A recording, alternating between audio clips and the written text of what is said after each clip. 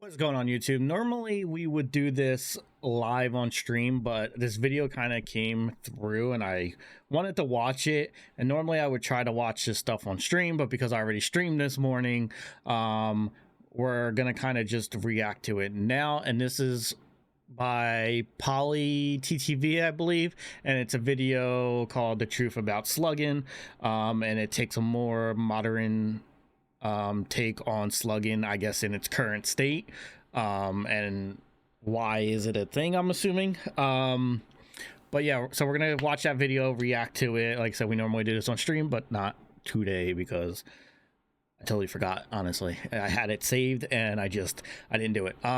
So before we switch over, let me just get the necessary stuff out.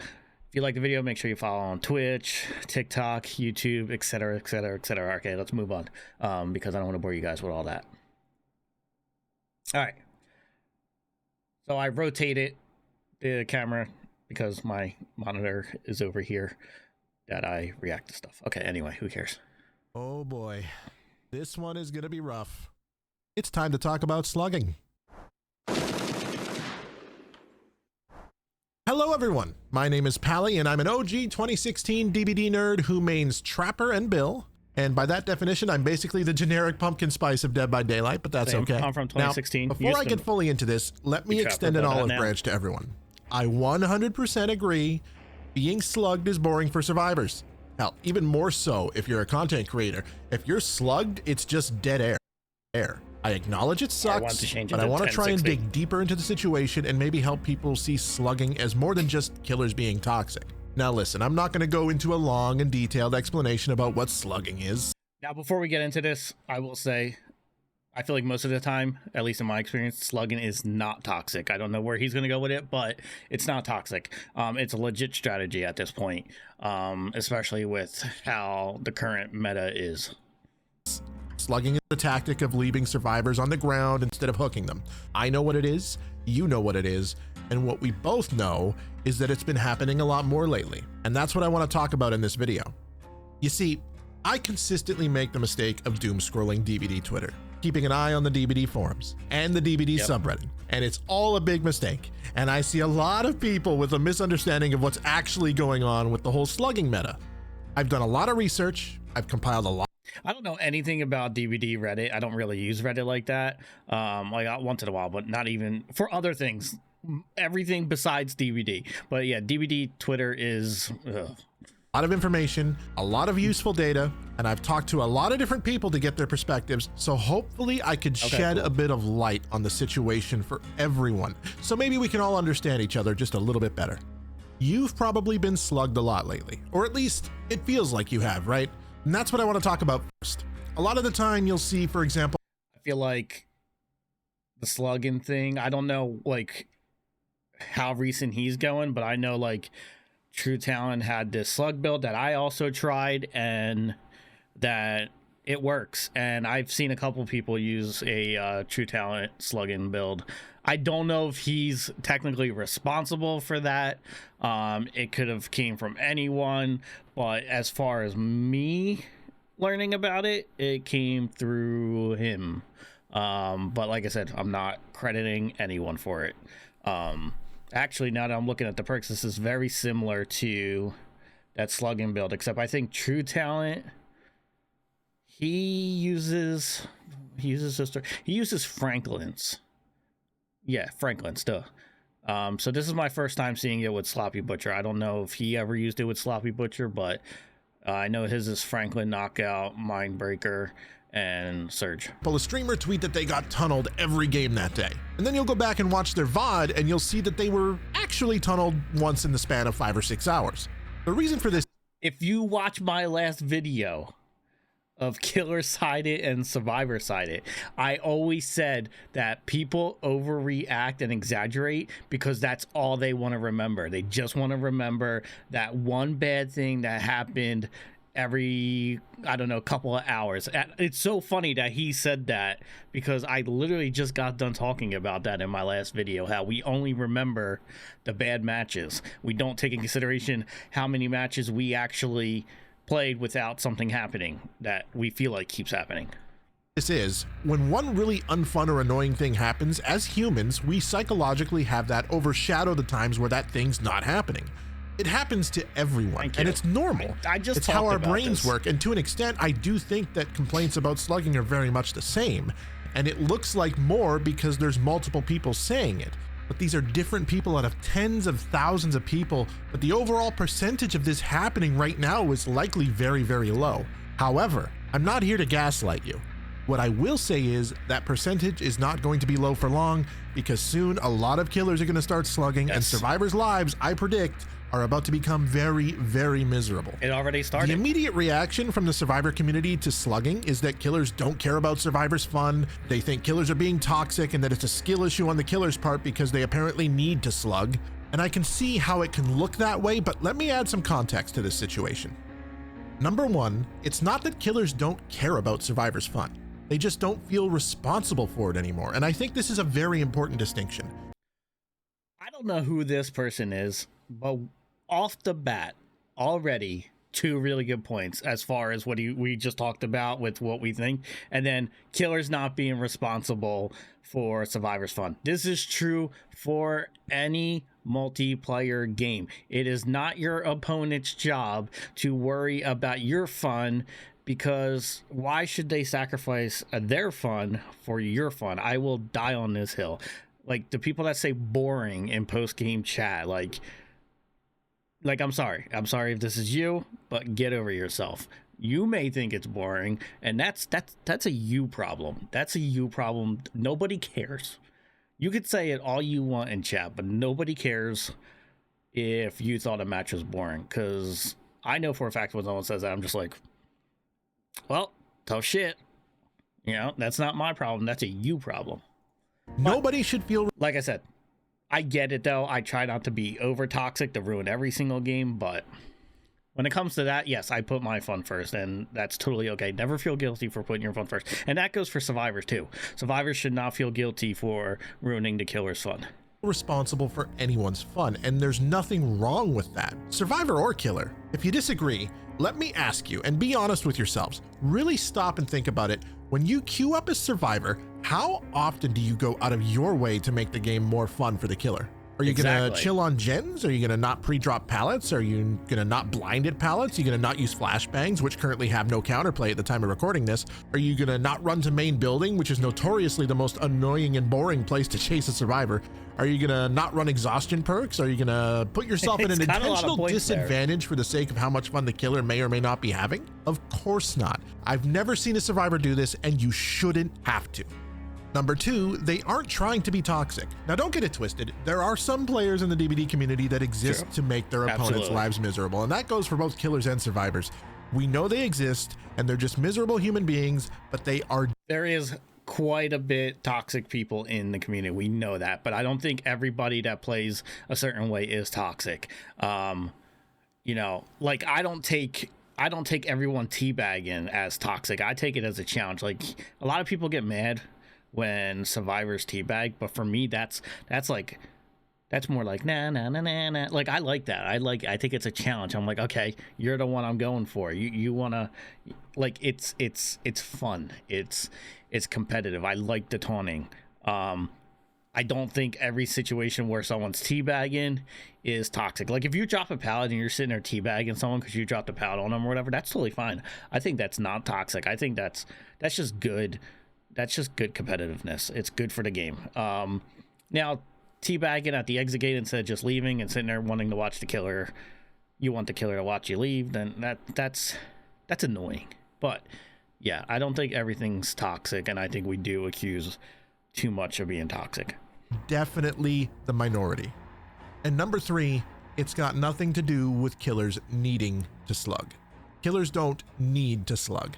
And make no mistake, slugging isn't just some magical easy button. However, slugging is the smartest play at the moment in most pub games. It is. And oftentimes simply more fun compared to the alternative. It is. And don't worry, I will explain. It works.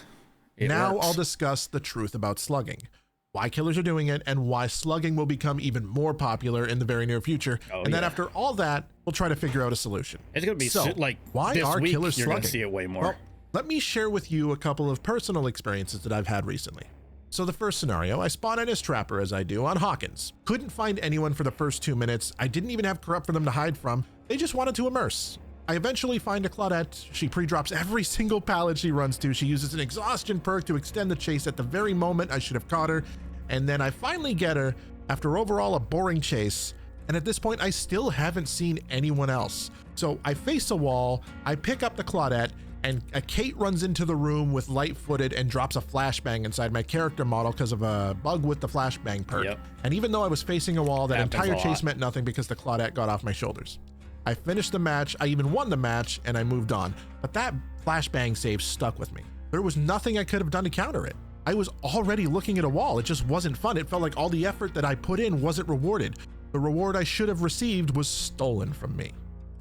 The second scenario takes place immediately after the previous game on Hawkins. Now, I don't typically slug because I like to go for traps, but the flashbang was still on my mind and I decided to give it a try.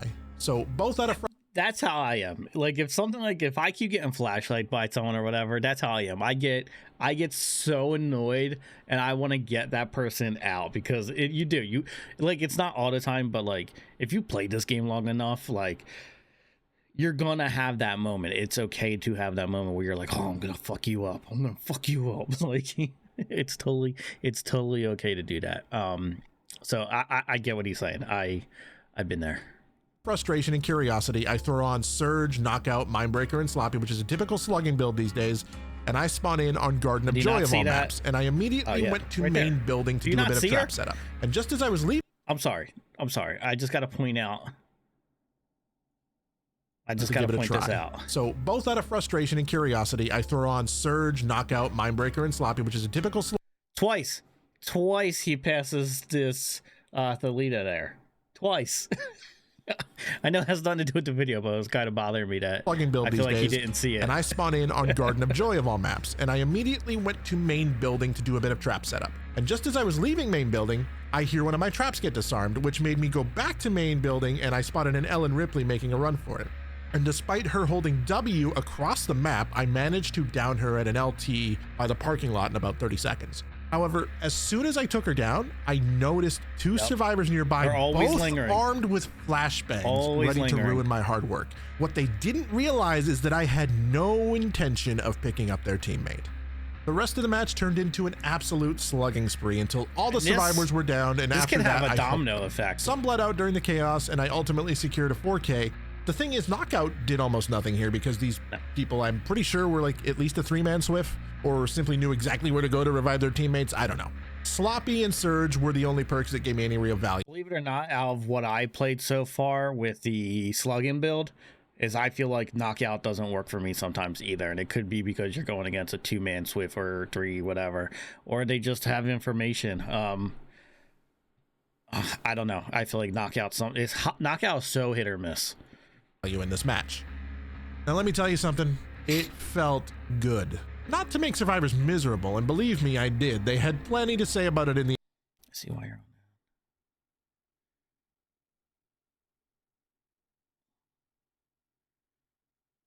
that. This is very common when people put TTV in their name. This falls on their basic end game chat response. This is the schematic for it.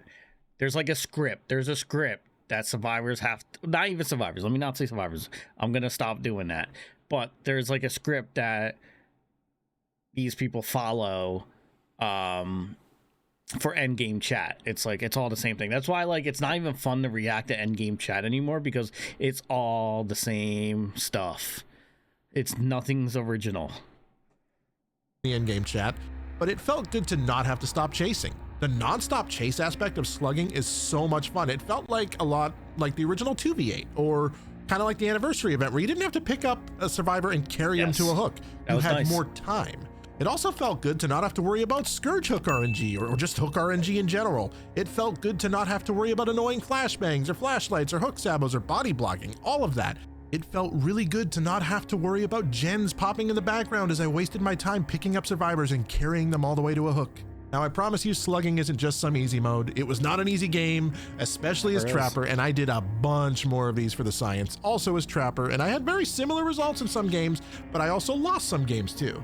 And that's really what it's all about, right? It's about fun at the end of the day. I didn't care that I was winning or losing. I was actually just having more fun. Yeah. Because Honestly, it was nonstop.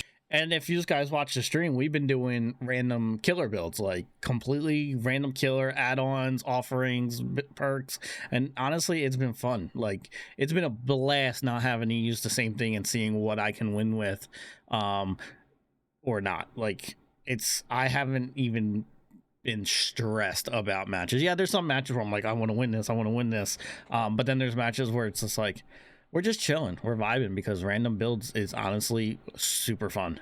Even with survivors using meta perks, you can still win, and that's why in my previous video I said Dead by Daylight's killer side it, but you can watch that video if you want, and get my reason for that.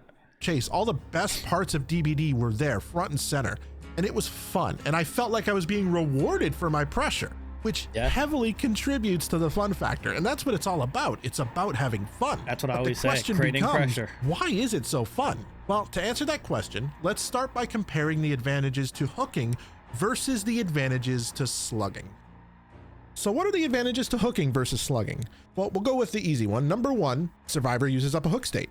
Okay, that's good, that's solid. We like that. Number two, you get maximum pressure, but only on specific hooks on some maps. True. For example, upstairs in Ormond or a basement hook, but that's all RNG based. Yeah. Number three, hook-based perks activate. So like Pop and Pain Res, Grim, Deadman's, but wait, a lot of those have actually been nerfed. A lot of people don't think they're worth running anymore. So we'll talk like, especially Pop. When Pop got nerfed, it's like, what's the point? Like, why? I guess that's why I put the about that later too. Number four, you like get marginally more blood points. Not a lot more, but marginally more compared to slugging. Number five, you survivors also get will more in endgame too, instead of like hooking over mooring. You have more fun? Question mark? I don't know. Number six, survivors won't berate you for slugging. And I have talked to a lot of people, and these are the only ones I could actually come up with that made sense.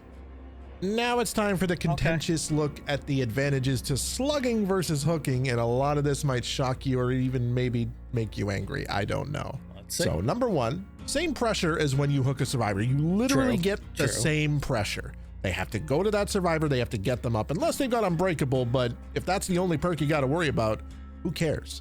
Number two, no wasting time carrying the survivor to a hook. Number three, not giving survivors a huge tell of your location. You know that big bubble when you hook someone for survivors? Knockout, Number four, no 4%. Number five, no base kit borrowed time. Is it really?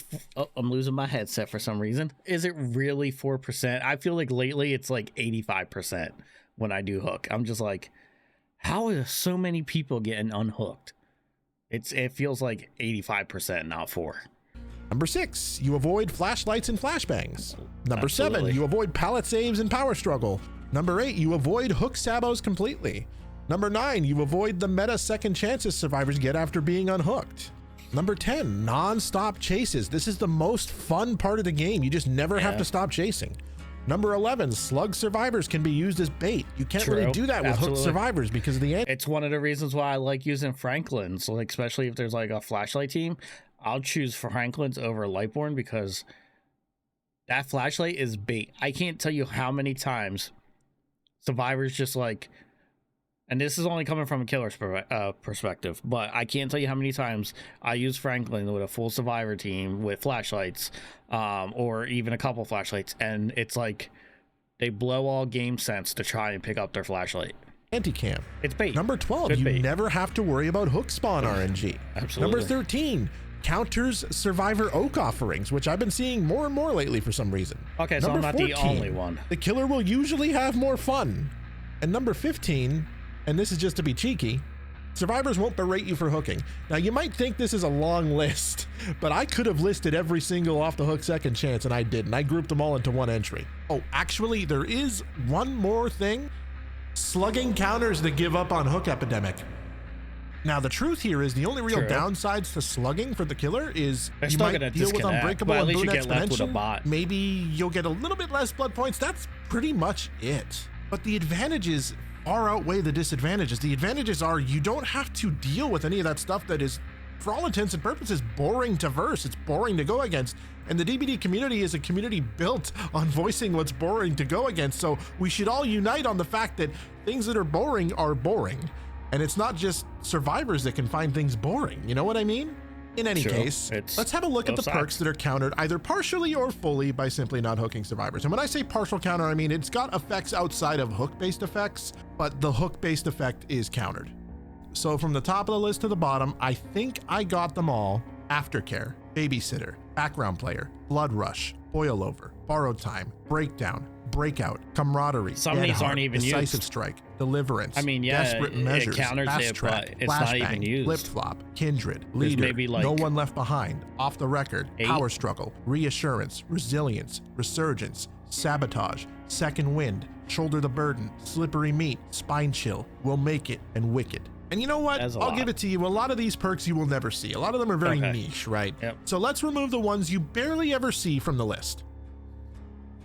And now let's highlight the ones that you see fairly frequently. Oh, okay. And now let's highlight the perks in this list that are full on meta and appear in nearly every single game. One thing we need to keep in mind here is killers are doing this because it's fun. And part of what makes it fun is the fact that slugging just nullifies a lot of the stuff that is boring to verse. A lot of people will say really silly stuff like, well, just don't tunnel.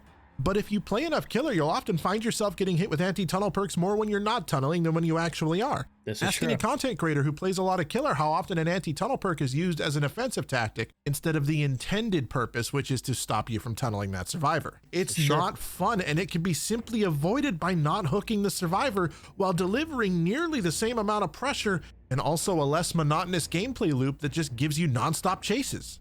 Now that's only part of the story because most of these perks have been around for years and slugging has only gained a lot of traction recently. So let's look at more recent changes that behavior has made to DBD that have led up to this point. Let's start with number 1, the hook timer increase. Now it could be reasonably argued that this helps assist against camping, but the issue is the reasoning given was, well, it's only fair because we increased generator.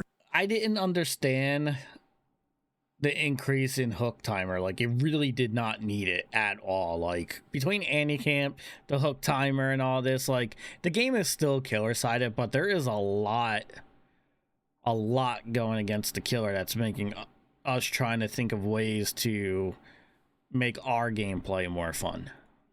Times. Of course, I'm paraphrasing, but that's the reason behavior gave. But what you need to understand is gen time and hook state time are not the same thing. No. There's only one killer and there's 4 survivors. It doesn't translate to the same impact or value. The extra time on hook is miles more impactful for survivors than the extra gen time is for killers. Because even if the killer isn't camping, that just removes 20 seconds of hook pressure per survivor, which is about a quarter of a generator's progress, give or take a second or two. And that doesn't seem like a lot, but when there's 4 survivors to a game, it is a lot. The point of hooking survivors is to force their teammates off the gens to make the save. That's literally what hook pressure is. So this made hook. If you play Survivor like I do, and we talked about this in one of my videos, is that when I play Survivor, I'm doing gens. I am a gen jockey. I'm not, if nobody's on gen, I am not going for a save. So I'm always working on a gen, which is kind of like his point. Like, it doesn't really balance out at all.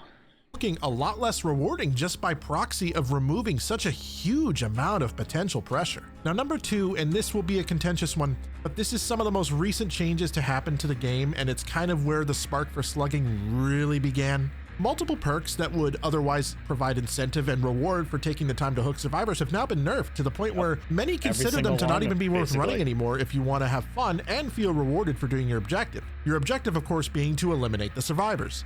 Dead Man Switch, biggest. Pop Goes the Weasel, Grim Embrace, and Scourge Hook Pain Resonance were all collectively nerfed in patch 8.0 with the release of the Dungeons and Dragons chapter. Old Pain Res, like especially old Pain Res, it didn't need to be nerfed. It was really strong. Pop, Dead Man Switch. I mean, I get it. The reasons given by behavior for the nerfs to these perks were that apparently the earning requirement for them was, quote, too easy to achieve, and that the synergy between some of them was, quote, not in today's game effective. The issue with this is just flat out not true at higher level gameplay. What's the one thing all of these perks have in common? To get value from them, you have to chase, hit, chase more, down, pick up, and hope there's no flashbangs, carry the survivor to a hook, and hook them before you get any value from them. That's a lot of steps and a lot of the time wasted with a reward that just keeps getting smaller and less worth the time it takes. It's not worth it. I don't even Especially if you think about the fact that really survivors anything. have had many gen progression run perks Pain Res. that make gens go faster, either buffed or introduced in the last year, all at the same time that the gen regression is getting nerfed. It's a little weird, right? So gens are not only going faster, but the rewards for gen regression is much, much lower.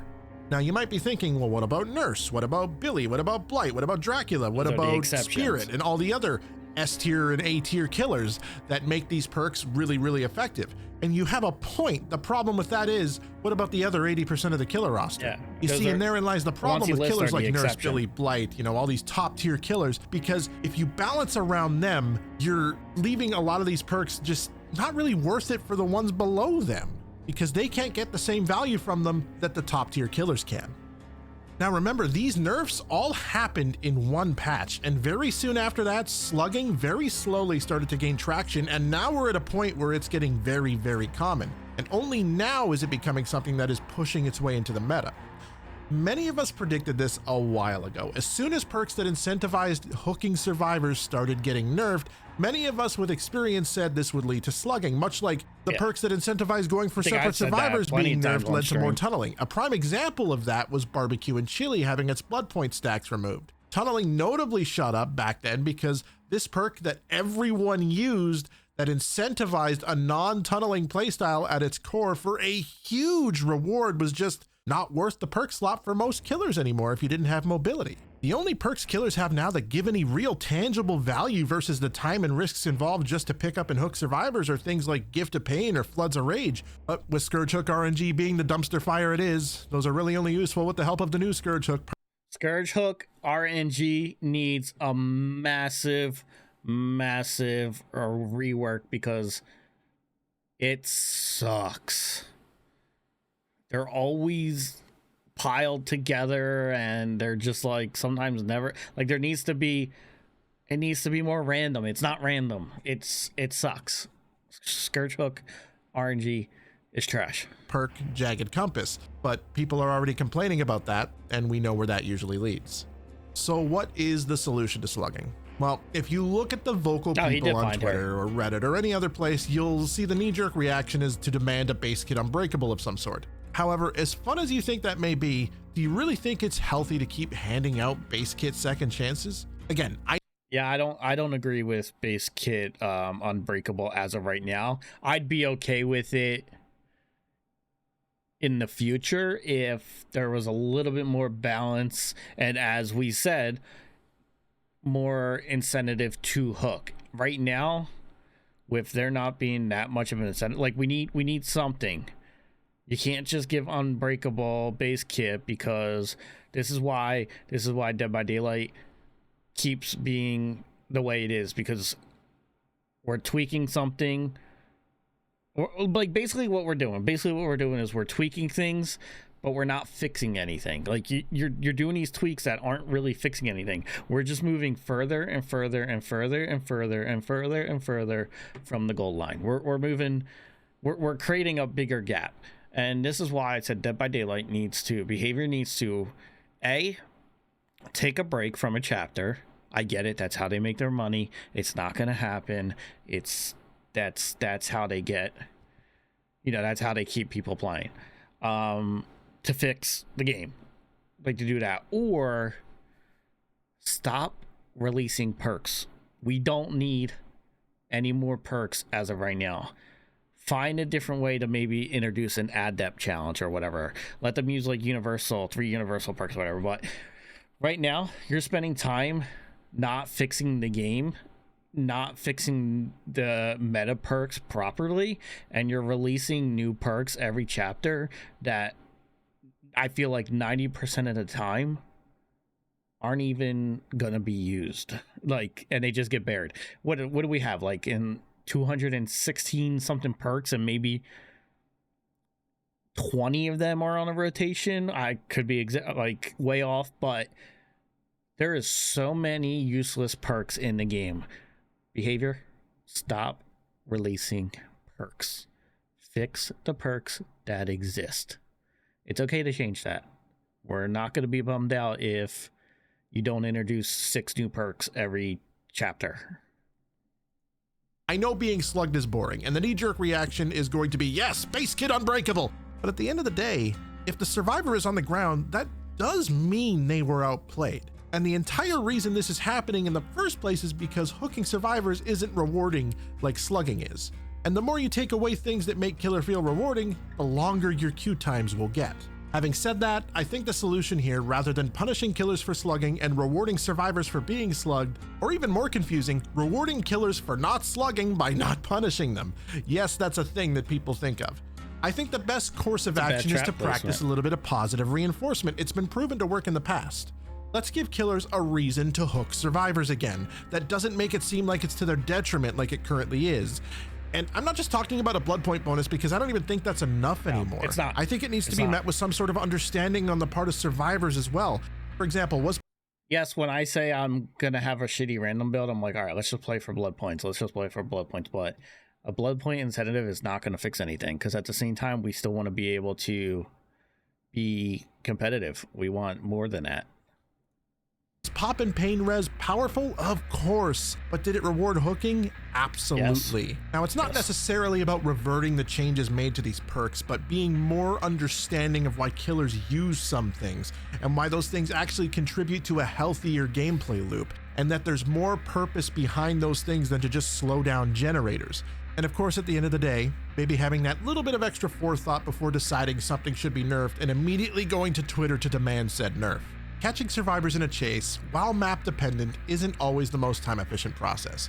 Of course, it varies by killer and whether they have anti-loop and other factors, but even some of the most known and beloved creators out there have gone on record saying that with things like exhaustion perks and windows of opportunity and other things at play, even what would normally be considered a mediocre survivor can lead a decently long chase if they just pre-drop pallets or run around main building, which sadly many survivors do anyway. Absolutely. Especially on really unbalanced maps like Area Crows, Gideons, or Badham. Then after all that, now you have to spend time risk picking them up. Okay, this could just be me. I don't know if anybody agrees with me on this, but I understand Area of Crow being survivor sided, but I don't think it's as bad as people make it in reality, especially if you're like good at mind gaming or like know how to play it like efficiently. Area Crow is not as bad as some other maps, but I feel like Area Crow gets put up higher on the list for whatever reason. It could just be me. Well, I always talk about experience, but based on my experience, it's not horrible. Like, I still feel like I can win. Carry him to a hook. Make no mistake, I'm not saying it's hard. Most chases are about running out the clock, not necessarily about difficulty, but time is always against the killer. So this raises the question, how can we reward hooking in a way that matches the effort required to actually do it? Now, I'll probably get a lot of pushback for this, but many believe what it will take is for survivors to be a little more introspective with themselves and realize that yes, while things like Pop and Pain Res, Deadmans, and Grim were powerful, they accomplish more than just gen slowdown. Perks like that made hooking survivors worth it for the killer. It made hooking survivors feel rewarding. Would you rather be slugged every game, or would you rather have an interactive game?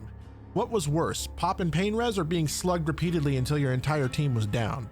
It may also be wise to maybe think if...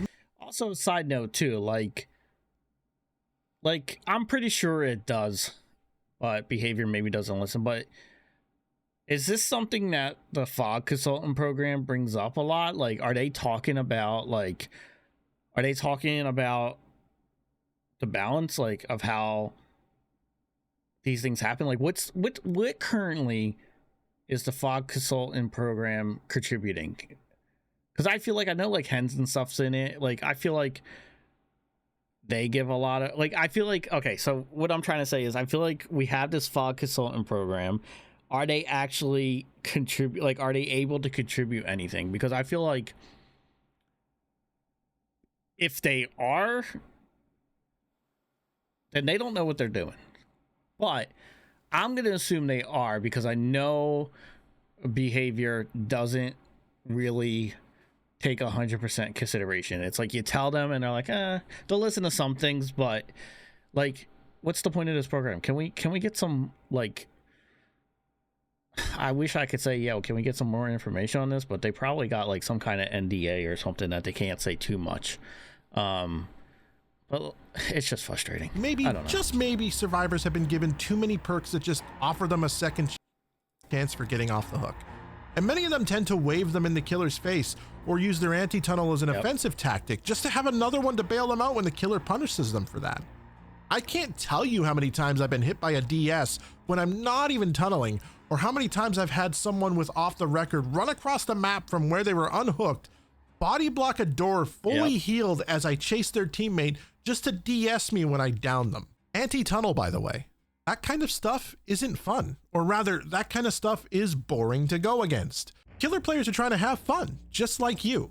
Most aren't against survivors having fun. Killer players just want survivors to match the same kind of energy that they expect from them. Many killers would go back to hooking survivors if they were rewarded for it in the course of gameplay, as evidenced by the fact that the slugging meta has only really come into effect now and not before. And this will likely get me even more hate, but the only thing I know isn't the solution is to give survivors another base kit second chance to fix this. Even Spooky Loop said it, that they should just have a faster bleed out button. If you really wanted a quick...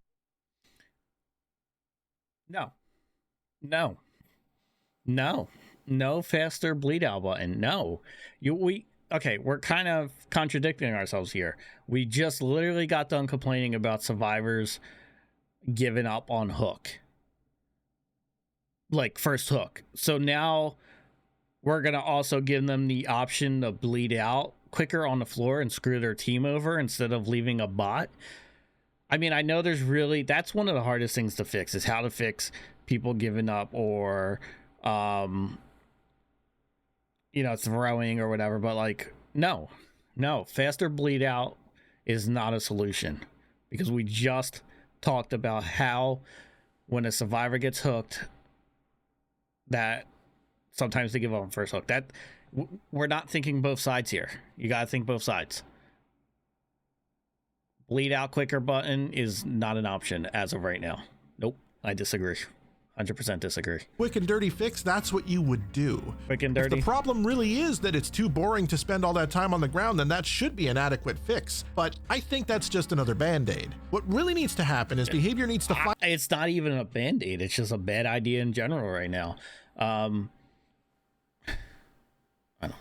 Find a way to make hooking survivors advantageous and rewarding again for killers, because positive reinforcement goes a long way. Honestly, at the end of the day, the only ones we can really lay the blame on here, respectfully, is Behavior Interactive. It could be argued that in their efforts to listen to the community, they maybe listen to them a bit too much, or maybe they do what I do and spend way too much time doom scrolling Twitter. Do they listen to the community too much? I mean, on certain things. I mean, yeah, to a certain extent they do, but not as much as they should. I don't think they do as much as they should. Twitter and Reddit, and sometimes take it way too seriously. Either way, my hope, which will probably go unfulfilled, is that someone at Behavior Interactive sees this, because at the time of recording this, the most recent player satisfaction survey dedicated... If they see it, they're not going to respond to it. They don't care. They're not going to care. A bunch of questions to asking about slugging at the very end of it, and none of them were from the killer's perspective. Really? It was all entirely from the survivor's perspective and how they felt about slugging. And that's extremely worrying, because it appears that they aren't looking at why killers are slugging, but rather just how survivors feel about it.